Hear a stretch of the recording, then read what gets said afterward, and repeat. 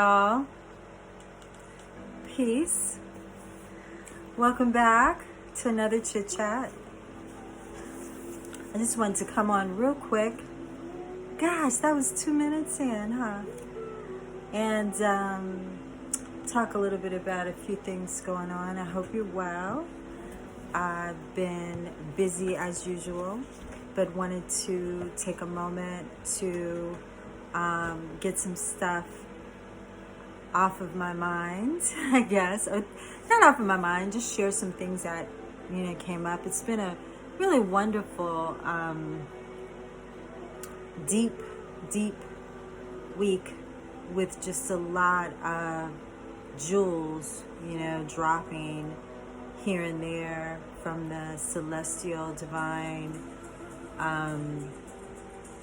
Akashic space. I had lunch today with a friend we had some Ethiopian food and went over some really deep stuff. But, information and data is just trickling down. So I'm just going to drop a few really quick things. So let's get to it. The song I'm playing is Reckoner, by Radiohead, one of my favorite groups, Tom York.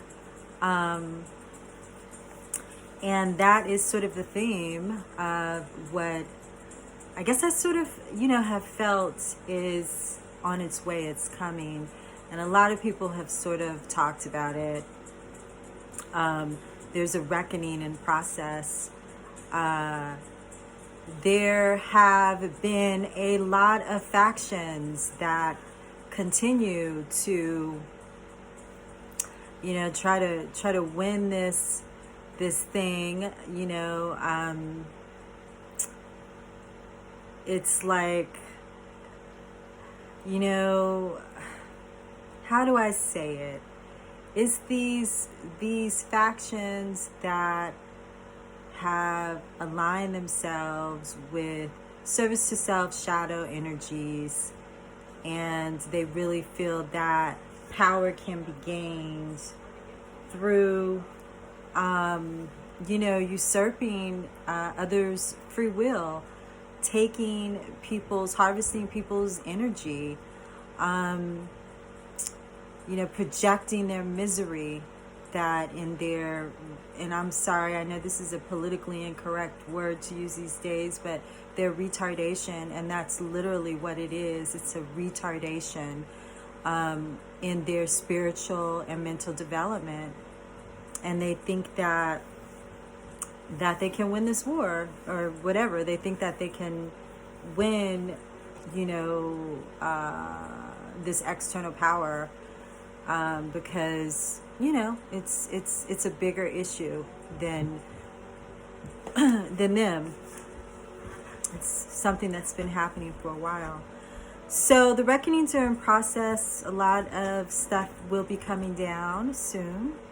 And the way that the so-called powers that be fight back is they try to create what I call a dark city shift. That was the name of the movie that I brought up in another video a while ago, the dark city, which is where these entities would reset everything in the sort of like in the middle of the night. It's kind of like I think I mentioned it in that video a long time ago, that it's sort of like it was like the Matrix, one of the films that came before the Matrix, but sort of had a similar theme in a different avant-garde kind of way. But one of the things that it showed is that there are those, some would make them akin to angels who just reset reality all the time and sort of swipe our consciousness, our minds, our memories, Mandela effect type stuff, right? Or, another popular way that they try to imbalance the gains from the from the angelics, so to speak, is they do the whole black hole thing, the black hole CERN thing, changing the timeline, and we don't remember it. Most of us. Some of us do. Some of us wake up and we remember, that things aren't right. We remember what just happened prior to them pulling us into a black hole and sort of, discombobulating the current timeline. And that's to get gains, and to, turn things in their favor. Because again, I want to talk about Lucifer and Ahriman. I continue to talk about Lucifer. Ahriman is another energy. There's a YouTube channel that I would like to turn you guys on to, coming up here soon. I'll mention it in another video when I break down some of the things that this YouTube host talks about, lecturer. She's really good, and it's a lot of stuff that I've been saying for since before the internet was here. And I love the way that she encapsulates the information, and it's really based on Rudolf Steiner's body of work, and the way that he articulated a lot of sort of these, I don't like the term new age spiritual, but some of these concepts that we routinely use in talking about spirituality, modern day current spirituality. So I'll introduce that coming up, and talk a little bit about Ahriman and Lucifer, but because it's some really fascinating stuff. It's articulated in a really fascinating way when you talk about it from the perspective of those mythologies. And so anyway, I'll talk about that in the future. But so one thing that I wanted to talk about, I saw this video just real quick. This is another little piece of news that Orlando Brown, who I don't really know a lot of these modern singers and stuff, or rappers. I think he's a rapper, but I was watching a video where he basically said that Chris Brown is a clone. And that made me pay attention. I was like, what did he just say? What I thought he just said? Because I mentioned in another video not too long ago about somebody who spoke that what was it, kid somebody, this weird little rapper guy from Canada, and he spoke on Clonade, and he said that he was a clone.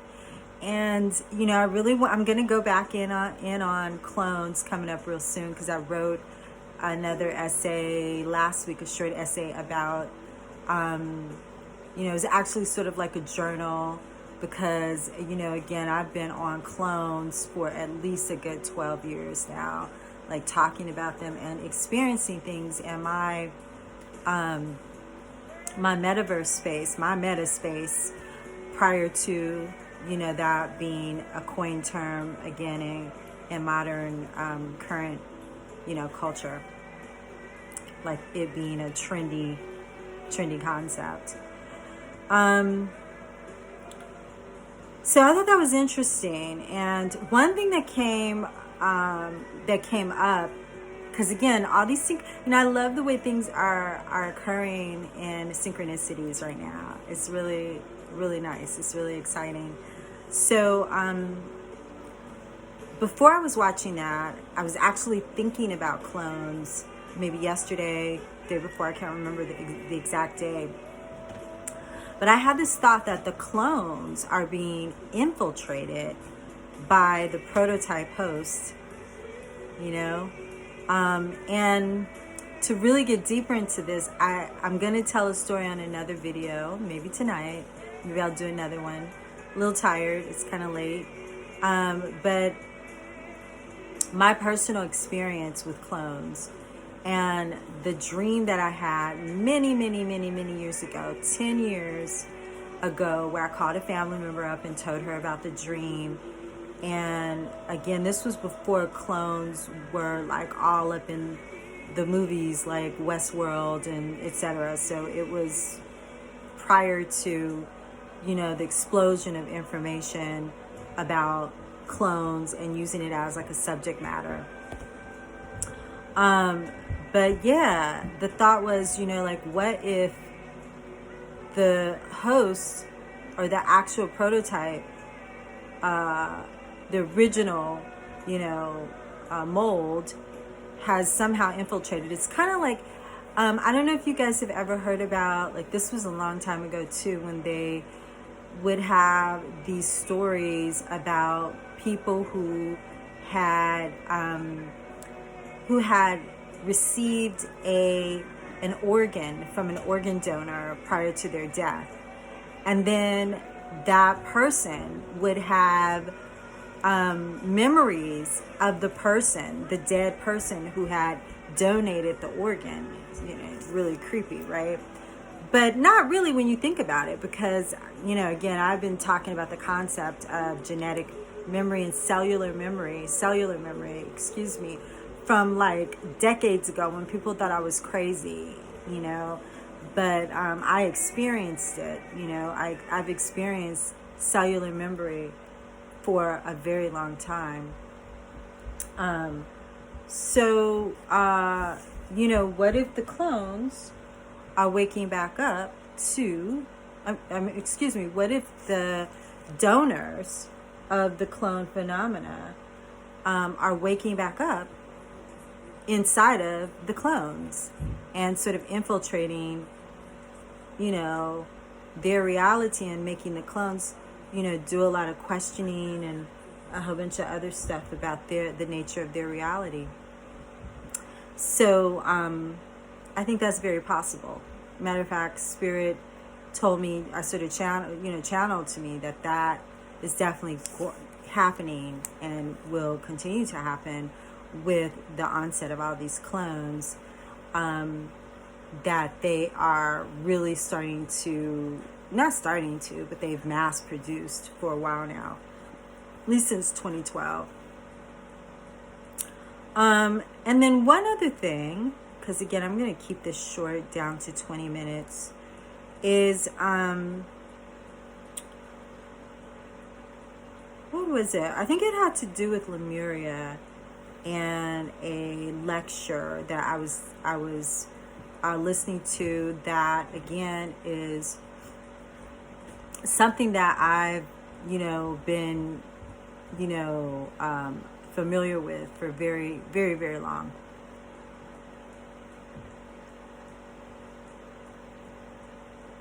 I told you guys I used to be in the ufology community way back in the 90s, late 80s.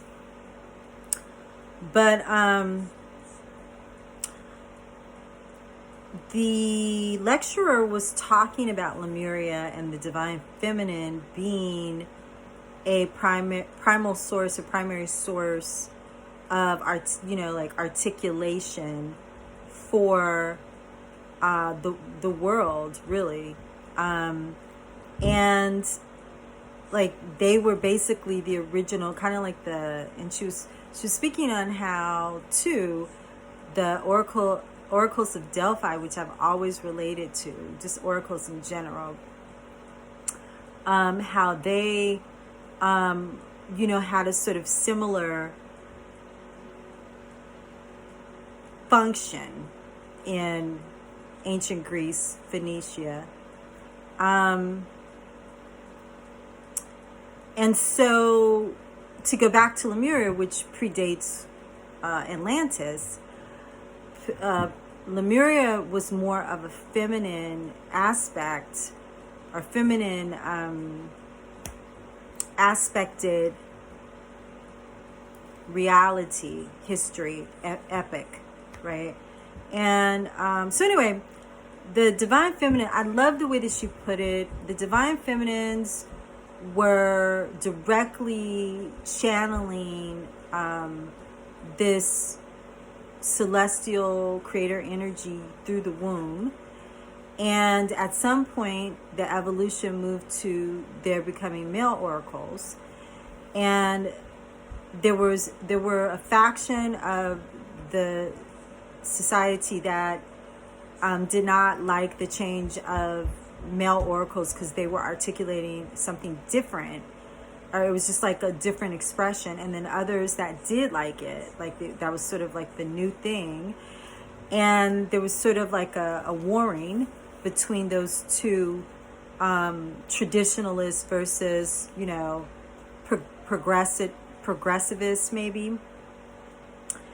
And then she didn't say this part, and I haven't finished listening to the lecture, but it, and as I was recounting her story, because I really like the way she tells her stories, and again, I know it's coming from Steiner. She's a student of Steiner, and I'm sure I read, I know I read Steiner, some of him, but not comprehensively.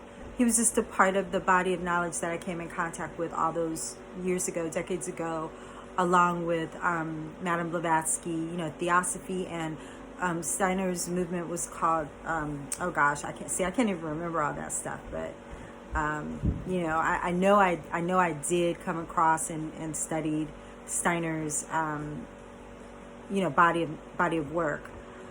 But the way I looked at it was, it's what I always talk about when I talk about the betrayal. And I did that video, the last video I did was on Judas and Jesus. But the betrayal that I always recount of the feminine and the masculine, or the son and the mother. And I see it all as, or Lucifer and God, I see it all as the same movement,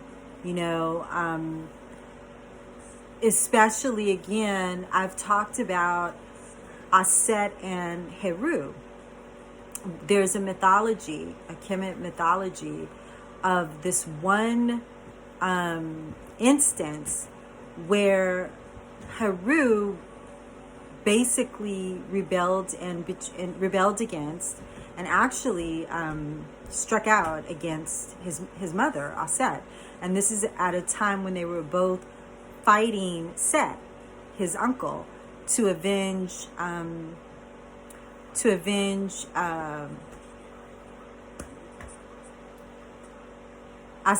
Asar, to Aset's husband. And it was because there was a moment in which it was like one of the battles, and Aset had the opportunity to kill Set, who is the embodiment of the shadow side of darkness, the Lord of the underworld. And, because he was going through his emotion, he wanted, it's the villain, the classic archetype of the villain versus the hero, Set being the villain. And, Heru trying to avenge his father, kill Set, and become, the new, the new hero, the new ruler, Heru, obviously the hero.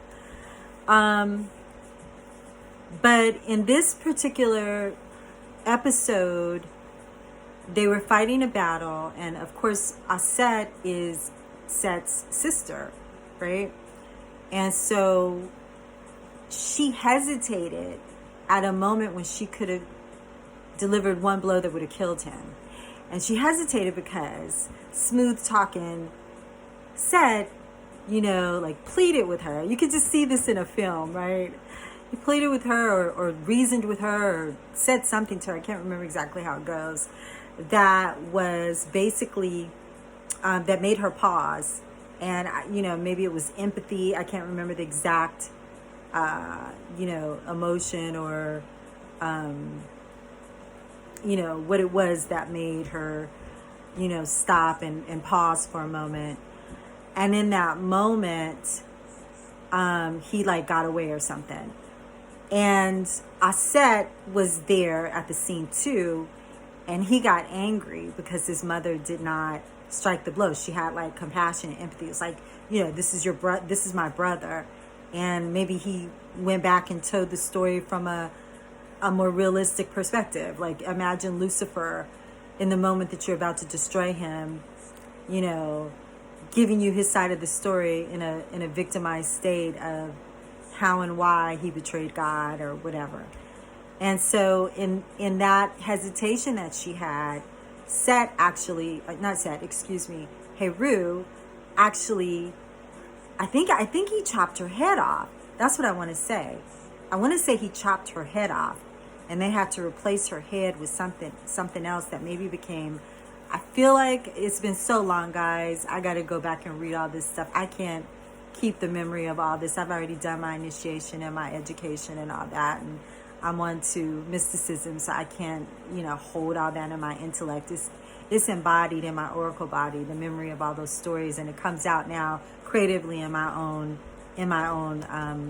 aggregation of all of the mythologies. But I believe that's how, don't quote me, go look it up. I'm pretty sure that she became Het Heru after that episode. Anyway, my point was, 23 minutes. My point was that, again, on this theme of betrayal and what comes from betrayal, and those who believe that they can win, but that, their gain is only temporary. Defeat is woven into the very fibers of anything that's built upon betrayal. And the fact that those who operate in that modality don't get that, again, just emphasizes what, I'm sorry to use this term that's not politically correct, but it truly is retardation, in the classic sense. And it's a sickness, an illness of the mind, and an obsession with control, which stems from really insecurity and self-hatred. It's covetousness and jealousy, vampirism, which is born of a lack of belief in the self to be a producer, so that they have to take from others, and that they are sort of disconnected from the creative, from the source itself, from the creator. And that is what also is characterized as the position of Lucifer at this point, that he, out of his rebellion and out of his betrayal, he doesn't feel worthy of even being redeemed, even though she did a really good lecture too that I listened to earlier in the week, and I'm going to get into these things again coming up shortly. But I've always felt this too, that Lucifer and Ahriman and some of these forces, definitely the fallen angels, Spirit told me a long time ago, many of the fallen angels can and have been redeemed. But with Lucifer, for instance, as an archetype, it's getting to the point where you don't believe in your own redemption because of the guilt and because of the self-hatred, knowing what you've done. And so then it's like, once you've condemned yourself, like a lack of forgiveness, then you just keep playing the role, because you don't know what else there is for you at that point. And you go deeper and deeper, you sink deeper and deeper into a space of, hopelessness. And that turns into a defensiveness, to where now you play your role as villain, you carry it. And it also creates like it creates a shift of your consciousness, to where the ignorance becomes greater and greater and greater, and you move out of your heart. That's something I've been on lately too. You move out of your heart and more into your head. And in the head is where, the ego continues to move you out of, you got to go through that heart. That's another one. You know, I've always been saying that, and it was the story was brought back to me in a fresh way through the lectures that I was watching to remind me. And I love the way she put it. I'm going to break it down because she really went into you know, for the modern for the modern mind, you know, a sort of science of how and why the heart is so important, and that you must go through the heart to reach this ascension, this transformation or transfiguration of the physical body as it rises into its next form, its next phase of matter or spiritual matter. It's never immaterial, because the material, I mean, maybe it is eventually, but the stages that we're at, and I'm sure there are some who can, you know, ascend beyond all of these phases in an instant if you have, you know, this purity of you know, and an acceleration of your alignment with your soul.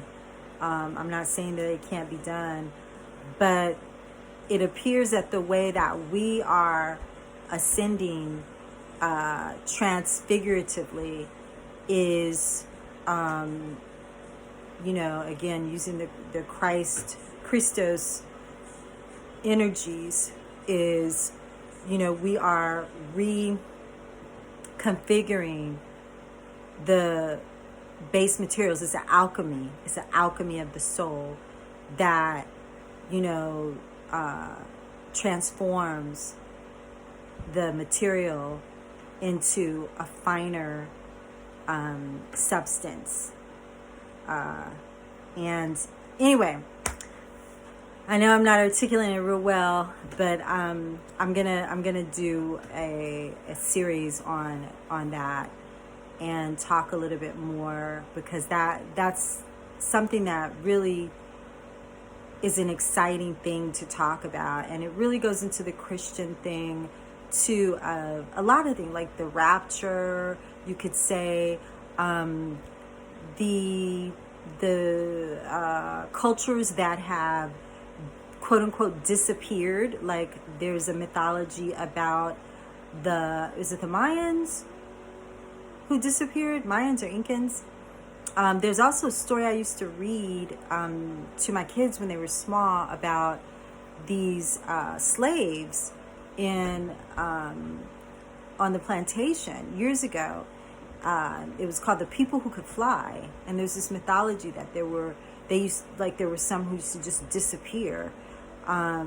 So a lot of people believe it's a transfiguration, you know, a transmutative figure, and it's an actual, like, alchemical, scientific, magical, spiritual process. And I believe we're all undergoing this, not just me, a lot of people, that we're all undergoing this. And this is like the true process of, you know, our spiritual practices and religions, particularly at the esoteric, mystic level, right?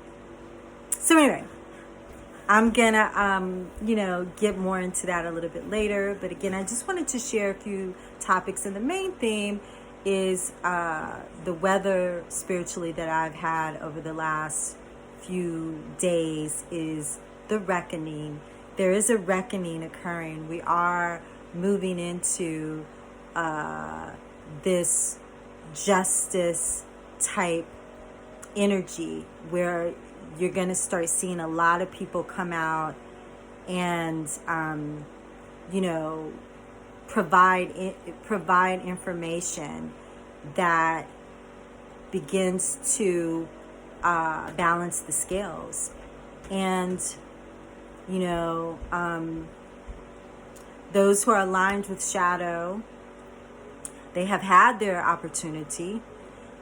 Maybe they'll have some more opportunity in this hour, but it's about to be flattened. A lot of what these people have been doing for weeks, months, years, decades. It's time. Okay? So start to pay attention. Start to see different stories coming up and out in the external projected reality matrix. And also, again, what I always predict, because a lot of times people make these predictions and then something happens and, the shadow side starts having these little gains and you're like, well, wait a minute, I thought. But again, it's a constant battle, right? It's a constant battle between darkness and light, heroes versus villains, right? Which to me is nothing more than service to self, greedy, egotistical, ignorant people vampires energy, who wants to sacrifice others for their personal gain, versus service to all, and those who reside in a oneness consciousness and understand that everything they do is connected to everybody else, and that love is the highest consciousness. And again, they can't really understand that because they're full of self-hatred and self-loathing based on their contracts and alignments with shadow, that they never, they just didn't make those choices. They continue to make the wrong choices in the moment to choose their fear and to seek protection from shadow entities that have promised them external power and gain based, to fill their space of insecurity and emptiness and lack of true internal spiritual power. So that was a lot. So, we'll talk about it some more. Maybe I'll do another video tonight. I doubt it. I'm tired. I want to go to sleep. I've been up or finished watching some stuff. I've been up since early this morning and out and about in the world. And that always, kind of drains me a little bit, drains the empath in me, all that social activity. But anyway, thank you for joining me, and I will see you soon. And until then, take care. Peace.